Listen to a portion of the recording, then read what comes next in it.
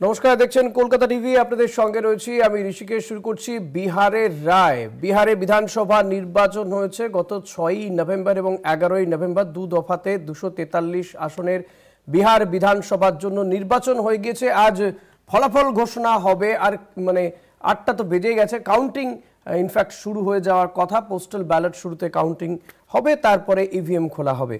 তো আজকের এই রায়, বিহারের মানুষের রায় কোন দিকে যাবে? আবারও কি নীতিশ কুমার, কারণ অলরেডি নীতিশ কুমারের তো 2 দশক হয়ে গেছে তিনি মুখ্যমন্ত্রী রয়েছেন, তার বিরুদ্ধে একটা যে অ্যান্টি ইনকামবেন্সি ফ্যাক্টর রয়েছে, তাদের সঙ্গেই রয়েছে বিজেপি, রয়েছে এলজেপি রামবিলাস পাসওয়ান, অর্থাৎ এই এনডিএ জোট, তারাই কি আসছে, নাকি মহাগঠবন্ধন অর্থাৎ তেজস্বী রাহুল গান্ধীদের জোট মহাগঠবন্ধন, তারা আসবে বিহারে ক্ষমতাতে? এ নিয়েই মূলত লড়াই। যদিও বিভিন্ন এক্সিট পোলগুলো দেখা যাচ্ছে যে এনডিএ জোটকে এগিয়ে রেখেছে, যেই এক্সিট পোলগুলো 11ই নভেম্বর হয়েছিল ভোট মিটে যাওয়ার পরে পরে, আবার পরবর্তীতে দেখা যায় 12ই নভেম্বরও বেশ কিছু এক্সিট পোল হয়, সেখানে আবার দেখা যাচ্ছে মহাগঠবন্ধনকে কেউ কেউ এগিয়ে রাখছেন। আবার অনেকেই বলছেন শিয়ানে শিয়ানে টক্কর হবে। কি হবে আজকের এই ফলাফল? প্রত্যেক মুহূর্তের আপডেট আপনারা পেয়ে যাবেন কলকাতা টিভিতে। তার সঙ্গে বিশ্লেষণ, আলোচনা, তর্ক বিতর্ক সবকিছুই থাকবে আমাদের আজকের এই বিহার রায় অনুষ্ঠানে। আপনাদের সঙ্গে আমি ঋষিকেশ রয়েছি, বললামই। আমার সঙ্গে দুজন অতিথি রয়েছেন এই মুহূর্তে। আমার সঙ্গে রয়েছেন কংগ্রেসের পক্ষ থেকে সুমন গাঙ্গুলি, সুমনদা স্বাগত। রয়েছেন আমার সঙ্গে তৃণমূল কংগ্রেসের পক্ষ থেকে অর্পণ ব্যানার্জি। অর্পণ, স্বাগত আপনাকেও। যদিও বিহারে তৃণমূল কংগ্রেস তাদের কোনো ক্যান্ডিডেট নেই, কিন্তু তৃণমূল কংগ্রেস কিন্তু ইন্ডিয়া জোটের মধ্যে, ফলত ইন্ডিয়া জোট সেটাই বিহারে মহাগঠবন্ধন, এবং মহাগঠবন্ধনের পক্ষে কথা বলবেন অর্পণ। আমি তো তেমনটাই আশা করি, আমার মনে হয় আপনারাও সেটাই আশা করবেন। তবে দেখা যাক, সব মিলিয়ে আজকে বিহারের প্রত্যেক মুহূর্তের ফলাফলের আপডেট যেমন আমরা দেব, আলোচনাও চলবে। আমি সুমনদা আপনাকে দিয়ে শুরু করতে চাইবো, যেহেতু কংগ্রেস এখানে একটা ব্যাপার রয়েছে, ফ্যাক্টর রয়েছে কংগ্রেসের ভোট ব্যাংক, এবং গত নির্বাচনও দেখা গিয়েছিল যে কংগ্রেসের আসন সংখ্যা কম হওয়াতে তেজস্বী যাদব যথেষ্ট পরিমাণে আসন টানলেও কংগ্রেস আরজেডি ক্ষমতায় আসতে পারেনি। কিন্তু এবারে আমরা দেখেছি যে রাহুল গান্ধী দিনের পর দিন তিনি সেখানে পড়ে থেকেছেন, একাধিক র্যালি করেছেন, এমনকি এই ভোট বাঁচাও র্যালি তিনি করেছেন, বা ভোট চুরি আটকানোর জন্য র্যালি করেছেন। তেজস্বী যাদবদের শুরুর দিকে একটা আসন বন্টন নিয়ে একটা সমস্যা ছিল, পরের দিকে আবার সেটাও মিটে যায়।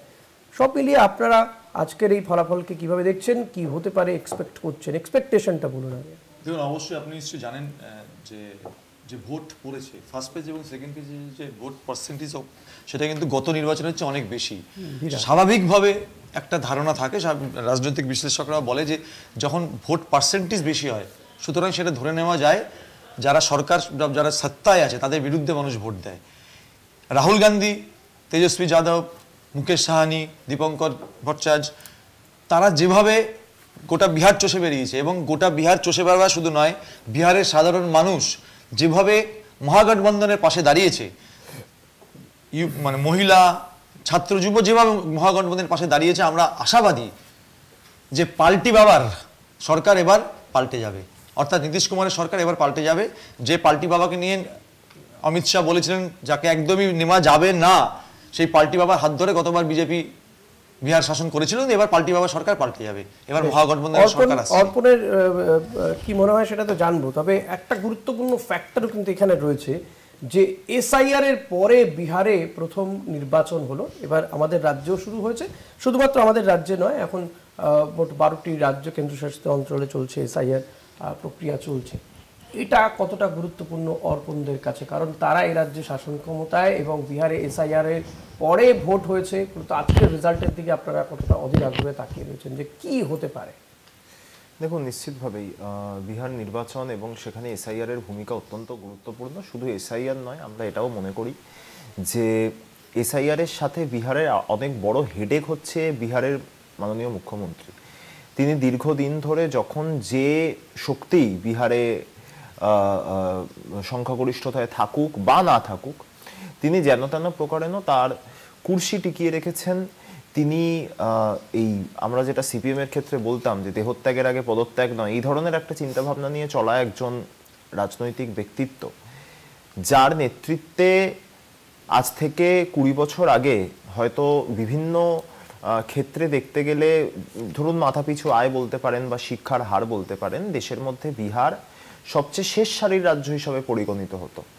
আজকে নিশ্চিতভাবেই যুগ পাল্টেছে, সমাজ বদলেছে, আমরা অনেকটা এগিয়ে গেছি, মানুষের মাথাপিছু আয় বেড়েছে বিহারে, শিক্ষাগত যোগ্যতার হার বেড়েছে, কিন্তু সেই গোটা দেশের মধ্যে বিচার করতে গেলে বিহার কিন্তু শেষ সারির শেষ রাজ্যটাই রয়ে গেছে।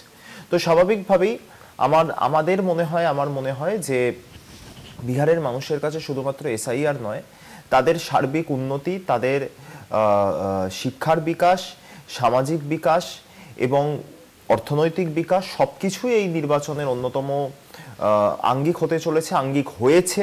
তারা সেভাবেই, আমাদের বিশ্বাস, বিহারের যে শুভবুদ্ধি সম্পন্ন সুধী ভদ্রমণ্ডলী, নির্বাচক মণ্ডলী, তারা এই বিষয়গুলোকে মান্যতা দিয়েই নির্বাচনী প্রক্রিয়ায় অংশগ্রহণ করেছেন, ভোট দিয়েছেন, এবং যদি সেটাই হয়ে থাকে তাহলে আমরা নিশ্চিত যে বিহারে যে জেডিইউর নেতৃত্বাধীন এনডিএ জোট এই মুহূর্তে রয়েছে, সেই জোট পুনরায় ক্ষমতায় আসবে না। তবে এখানে আপনি যেমনটা বললেন যে তৃণমূল কংগ্রেস ইন্ডিয়া জোটের শরিক, ইন্ডিয়া জোটের অংশ হিসাবেই মহাগঠবন্ধন ওখানে রয়েছে, কিন্তু এটাও কংগ্রেস এবং আরজেডিকে মানুষের কাছে অঙ্গীকার করতে হবে যে যদি এমন পরিস্থিতি তৈরি হয় যে ত্রিশঙ্কু হলো, যে হয়তো নীতিশ কুমার আবার তেজস্বী যাদব কিংবা রাহুল গান্ধীর কাছে এসে বলল যে আমাকে যদি তুমি মুখ্যমন্ত্রী করো তাহলে আমি আমার সমর্থন এই মহাগঠবন্ধনকে দেব, সেক্ষেত্রে যেটা হতে পারে রাজনৈতিক আঙ্গিকে দেখতে গেলে যদি জেডিইউ সমর্থন কোনোভাবে, তখন কি করা উচিত হবে?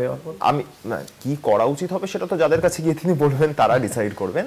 আমি শুধু এটুকু বলতে পারি যে তৃণমূল যদি পরামর্শ চায়, তৃণমূলের না, আমি বলছি যে এটা দুটো পয়েন্ট অফ ভিউ থাকতে পারে। একটা হচ্ছে যদি আমি ভারতবর্ষের এই মুহূর্তে যে মানে কেন্দ্রীয় সরকারের যে প্রেক্ষাপট রয়েছে সেখান থেকে দেখতে গেলে যদি জেডিইউ সমর্থন মহাগঠবন্ধনের দিকে আসে তাহলে নিশ্চিতভাবে নরেন্দ্র মোদী দুটো হাতের দুটো ক্রাচ রয়েছে, একদিকে নীতিশ কুমার, একদিকে চন্দ্রবাবু নাইডু, একটা ক্রাচ তার হাত থেকে চলে যাবে এবং কেন্দ্রীয় সরকার সেটা হয়তো যেতে পারে। কিন্তু আমার বক্তব্য সম্বন্ধে এখানে যেটা অর্পণ তুলল এবং একটা গুরুত্বপূর্ণ পয়েন্টও বললো যে তাহলে কি তখন নীতিশ কুমারকে আবারও আমরা দেখব মুখ্যমন্ত্রী কুর্সিতেই বসবেন, কংগ্রেস আর জেডি তাকে সমর্থন করছে, এমন একটা চিত্র হতে পারে? গতকালকে পর্যন্ত যা সিদ্ধান্ত হয়েছে, আমাদের নির্বাচনে নামার আগে যে সিদ্ধান্ত হয়েছিল, আমাদের মহাগঠবন্ধনের মুখ্যমন্ত্রীর মুখ হচ্ছেন তেজস্বী যাদব। এখনো পর্যন্ত সেই স্ট্যান্ড চেঞ্জ হয়নি। তেজস্বী যাদবকে সামনে রেখে আমার মহাগঠবন্ধন ওখানে লড়ছে এবং আমার বিশ্বাস নীতিশ কুমারকে সেটা বলার সুযোগ বিহারের মানুষ এবার দেবে না। অর্থাৎ নীতিশ কুমারকে আমাদের মহাগঠবন্ধনের কাছে মানে তিনি দাবি করবেন তিনি মুখ্যমন্ত্রীর পদ, সেই সুযোগ মনে হয় না আবার বিহারের মানুষ মহাগঠবন্ধনকে দেবে। আপনি বলছেন নীতিশ কুমার পরাজয় নিশ্চিত? অবশ্যই মহাগঠবন্ধনের সরকার বিহারে আসছে, এটাই চাইছে না, বিজেপিকে চাইছে, সেটা বিজেপির ব্যাপার, কিন্তু বিহারের মানুষ চাইছে নীতিশ কুমারের নেতৃত্বে 20 বছর ধরে যে পিছিয়ে থাকা বিহার, সেই পিছিয়ে থাকা বিহার এবার মহাগঠবন্ধনের হাত ধরে এগিয়ে থাকা বিহারে পরিণত হবে। আচ্ছা, বেশ, দেখা যাক, আমরা ফলাফল আপনাদেরকে দিতে থাকবো, যদিও এখন সবে সবে হয়তো ভোট গণনা শুরু হচ্ছে, পোস্টাল ব্যালট শুরুতে গণনা হবে। আপডেট এলেই আমরা আপনাদেরকে আপডেট দিতে থাকবো, তবে আলোচনাও চলতে থাকবে, সঙ্গে থাকবেন আপনারা।